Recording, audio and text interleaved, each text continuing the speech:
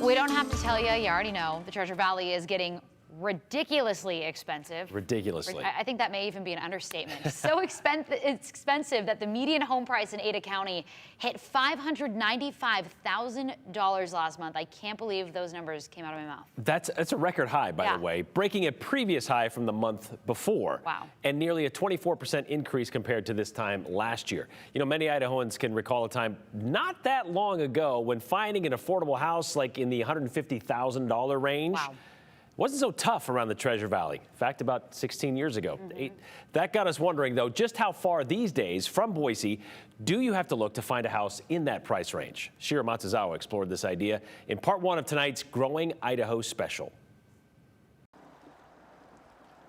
Boise, Idaho, the city of trees, the capital of the Gem State. For decades, houses in Boise and the rest of the Treasure Valley were considered affordable. So affordable that a person could buy a decent house for $150,000. But just like branches on a tree, the city of trees has grown, and with it, the housing prices. We probably haven't seen that price point since 2012. Becky Enrico Crum is the president of the Boise Regional Realtors. She says finding a single family home at that price point in the Treasure Valley is no longer realistic. In fact, on May 5th, there were no listings for single-family homes available on the Intermountain MLS within hours of Boise. This one is listed at $140,000 and is in Kamei, which is about 4.5 hours away from Boise. This one is in Cottonwood, also 4 hours away. There were also listings in Twin Falls and Hagerman, which are a little closer, and the closest single-family home listed at that price point were these. For just under $150,000, there are 2 houses listed on Ontario, both complete with 2 bedrooms, 1 bath,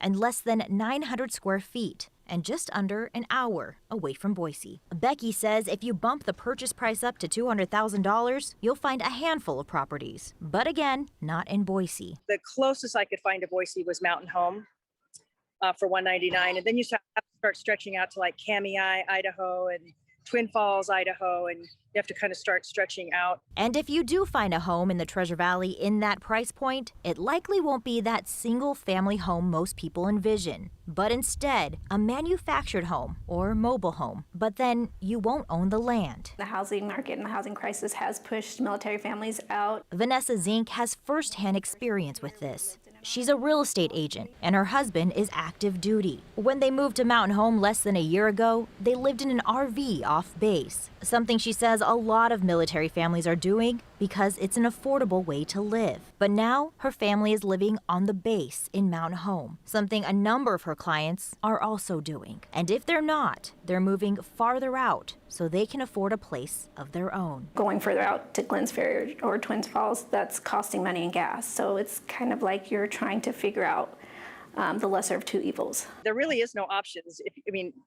The options are where the housing is, right? So, if you need to buy a house at that price point, you're really going to have to just look at the options that are available to you no matter where they are, because we can't just magically, make those price points appear.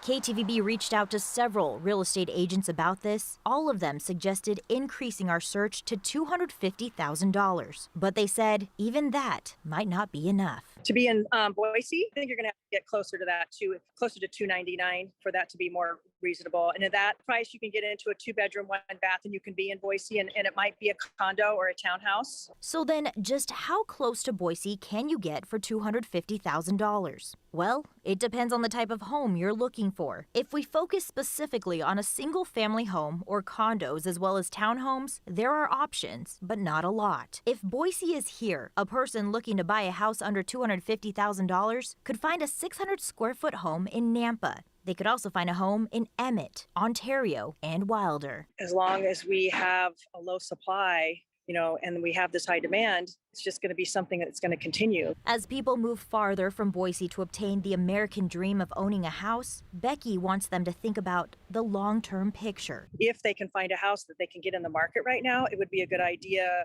It's not in the ideal location, because at least they can start building equity and this, know that it's not a forever home, but at least they've got a house. Then later down the road, you can sell that house and use that equity to move. As for Vanessa and her family, they're weighing their options right now. We're going to retire, so we're not sure if we're going to stay here or not. because she says this area is just not affordable. And if you're in this price point and can't find anything, Becky recommends waiting and saving more money to put toward a down payment so that you might be able to step up in price. She adds they also do not anticipate a crash. Right now, there's about 3 weeks of inventory, and she says it's going to take about a year and a half to get enough inventory to sell. So this will be happening for a while. By the way, as you saw, Becky talked with us while in Washington, D.C. for a national real estate conference. She said the biggest topic was what are we going to do about affordable housing? Idaho Governor Brad Little has also created a tax-free savings plan for first-time buyers, and you can find out more information about this at ktv.com. Now, tomorrow night here on the news at 10, we're taking a look at the other side of this housing market, the record number of million-dollar homes sold here in Ada County, and why half of these are sold in one specific city. Yeah, that is the biggest issue facing Idaho right now. I don't know where we go from here. Some of us can remember when $1 million home was a pretty big deal. Up in the foothills, Yes. yeah, 10,000 square feet. I know.